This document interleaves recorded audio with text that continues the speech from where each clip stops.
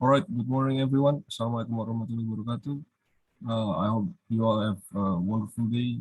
So, welcome to the subject of transnational criminal law. But first, since you already learned the required course that is criminal law and international law, I guess you already know a little bit about the subject in order to understand the transnational criminal law. But before we started, to understand more about the regulation and such in transnational criminal law, we need to understand first what is it, what is the definition of transnational crime. All right, into the next slide now. All right, here's the learning outcomes of this course. I'm hoping that after learning in here, you will be able to classify the differences between transnational crime and international crime. All right. So before we start, I would like to ask, does anybody in here like to watch some series on Netflix? All right. Have you ever heard the series called Narcos in here?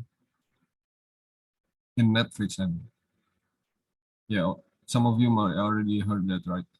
Well, I would like to take you first into the continent of America, specifically in the southern America.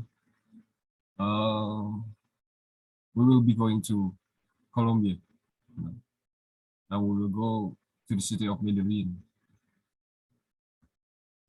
All right. Does anybody recognize this guy here? Some of you might already seen his face or heard his name. Since he was a pretty popular figure, especially with the controversy that surrounding his life. His name is Pablo Emilio Escobar Gaviria. He was born in 1 December 1949, and he was a Colombian drug lord and narco-terrorist. According to Forbes, in 1989, his total wealth is estimated around $24 million, which made him become the seventh richest man in the world. $24 million perhaps is not huge wealth for today's standard, yeah, but back then in 1989 it was pretty a lot of money. Escobar started his entrepreneurship in 1960 when the demand of marijuana and cocaine increased. If you remember, in 1960 was during the Cold War period, and there is a increasing popularity of the flower generation of the hipster culture in the United States. And one of the things that happening in that culture is they like to puff a blunt, if you have heard the term. They like to using recreational drugs in order to release their stress and stuff. So the marijuana and cocaine demand is increased in the United States back then. And in 1970, he began his career with the Medellin cartel, and in 1975, he became its leader. So the Medellin cartel basically the cartel that occupying the city of Medellin. And one of the famous strategy that Escobar used is plata o plomo, or we can translate it into plate or bullet. So either you choose the bribery, you accept the bribery that Escobar gives to you, or you killed or executed by him. And in 1980, the Medellin cartel, led by Escobar, monopolized the illicit drug trade in South America, responsible for about 18% of the cocaine and marijuana smuggling to the United States, Mexico, Puerto Rico, and Dominican Republic. So you can see how he gained or accumulated his wealth from. He controlled 80% of cocaine and marijuana smuggling to almost so many countries in the American continent. And The activity of this criminal organization is by buying coca paste, raw source for making cocaine in Bolivia and Peru, and cultivate that coca in many narco factories across Colombia and smuggle thousands of ton finished product outside Colombia, especially the United States, by land, sea, and air. So you already can see in here how the characteristic of transnational work, right?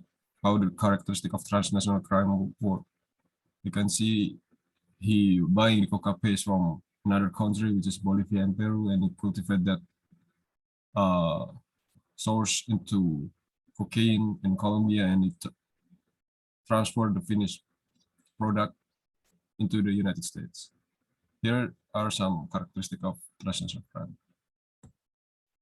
Next, on 2 December in 1993, after 16 months of search effort by Colombian authorities supported by the United States and many parties, including Los Pepes or Los Perseguidos for Pablo Escobar, even the Cali cartel, the Medellin cartel rival, Escobar was found and shot to his death while attempting to escape. And you can see in here how difficult it is to deal with this man. This one controversial man, since he have so many power, so many connection, political connection, and other connection as well. The Colombian government need the help of other country, which is in this case is the United States, in order to stop him from bringing chaos in this world. And not only that, the Colombian government also need the help of some civilian organization, or in Indonesia we can call it ormas, and they even need the help of another criminal organization in order to stop him. So this is like the example of dealing with the devil case. Yeah. Then we begin to ask the question: what is transnational crimes mean? According to Neil Boyster, he is a criminology expert from New Zealand. Transnational crime is a certain criminal phenomena transcending international borders, transgressing the laws of national states, or having an impact on another country. In a more simple definition, a conduct that has actual or potential transboundary effects or national and international concern. And Boyster believes this as more sociological or criminological concept rather than a judicial concept. Yeah, there are actually no clear definition about transnational crimes if you seek a jurisdictional concept on it. But in a simple way, you can say that the crime that happens in the transnational scope is actually already happening in the national scope. So the prohibition of using illegal drugs, the prohibition of money laundering, and human trafficking, illegal smuggling is already regulated in a national scope, right?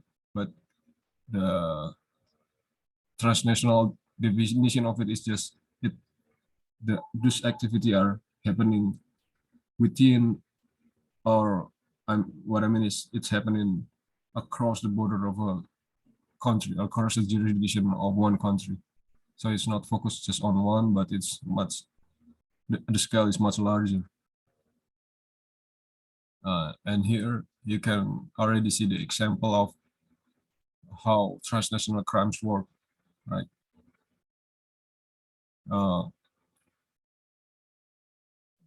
And then we begin the question of our learning outcome. What is the differences then between transnational crimes and international crimes? Boyster made a clear differences on international crimes and transnational crimes based on international criminal court jurisdiction. He mentioned that every crimes which is regulated by ICC are international crimes, while the other crimes that are not are qualified as transnational crimes. So everything that regulated in international criminal court is considered as international crime, but the other criminal activity that not regulated in there is not. That's the simple way to understand it. And here are the type of transnational crimes. It's money laundering, illicit drug trafficking, cybercrime, terrorist activities, and etc. The one that we need to underline in this uh, in this type of crime is transnational usually happen because they want to gain a personal benefit, or a money oriented crime, a money motivated crime. Or on the international crimes type is such as aggressions, genocides, crimes against humanity, torture, slavery, basically all the crimes against peace and security of humankind. For example, we already seen the latest news regarding the aggression of the Russian into the Ukraine, right? So it was a pretty complicated subject actually, because some between international crime and transnational crimes, it's actually there are an interconnection in there. So what I would like to say is, if an aggression happen, if a genocide happen, or any other international crime happen, there is a huge possibility that actually a transnational type of crime should also happening in there, right? I mean, uh, you can see it right here. If a country is invading another country, or a country is making an aggression, commit an aggression act, uh, the country that being invaded will be have a instability in his territory, right? That's where transnational crime will occur, the instability of a country. So there will be money laundering in there. There will be many trafficking. There will be many uh, kidnapping that happening in there. So yeah, that's it.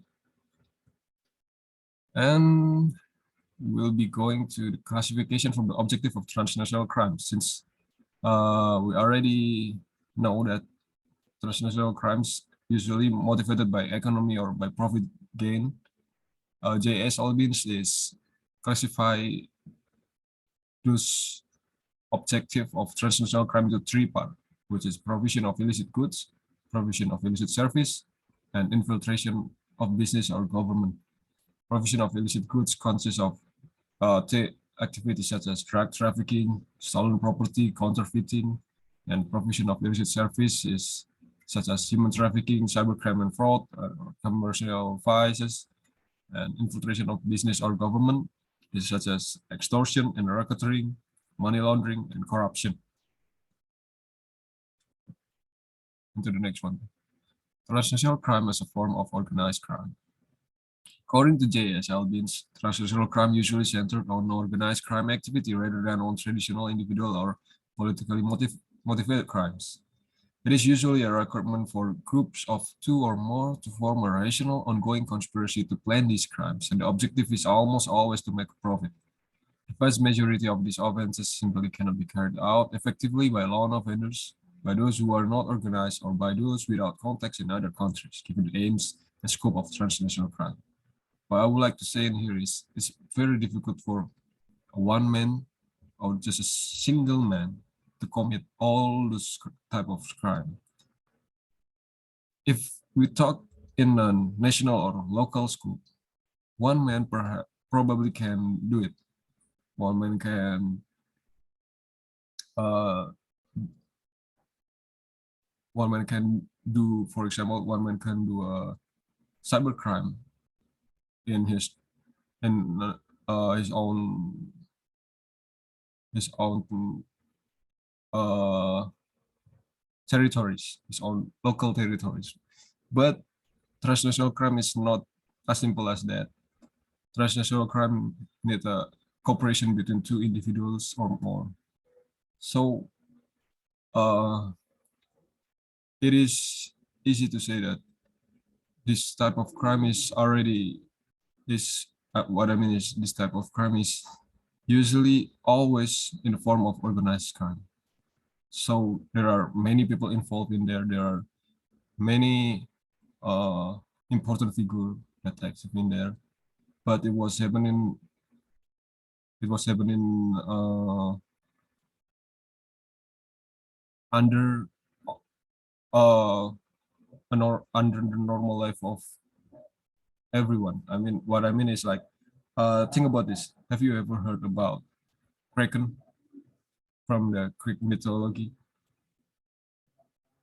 That's what transnational crime as a form of organized crime, the best example of we see it, how we see this organized crime thing. Look, as we know, Kraken from the Greek mythology is a creature, a huge sea creature that live under the ocean, and he like to bring down, or he like to take the vessel or ship of everybody that walks around this creature territory, right? And the creature itself have so many tentacles, and that's where we can see the characteristic, or the yeah, the characteristic of transnational crimes as an organized crime. They are work as a body of one. They work together. They have uh they have they have many hands in every sector, every section of human life, in the economic, in the politic, in the laws, in the everything. They have they have their hands in there.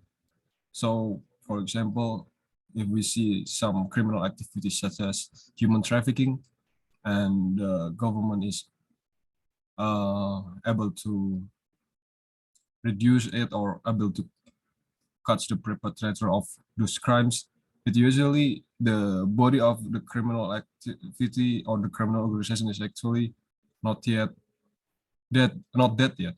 I mean, you just killed one of its tentacle, but there are many more tentacles that need to be deal with. All right. So we will begin the conclusion now. The conclusion of this course is, we already learned regarding the meaning of transnational crimes, which is crimes that happens across boundaries or affect other country, and differences between transnational crimes and international crimes. We already also learned about that. Basically, all of the regulation that happen in international criminal court is considered as international crimes, and the other one who not yet regulated in ICC is considered as transnational crimes. And we also learn about the transnational as a form of organized crime. And yeah, you just have to see this concept as a kraken that I was talking about in the previous slide, right? Yeah. In order for you to easily understand the meaning of it. And I think that was all of the course for today. And we will begin the answer and the question and answer session. If there are anyone who would like to ask something, please raise your hand. I will be waiting. All right, I think there are no one who is going to ask anything. Well, thank you all for your attention. We'll see you again in the next meeting. Thank you.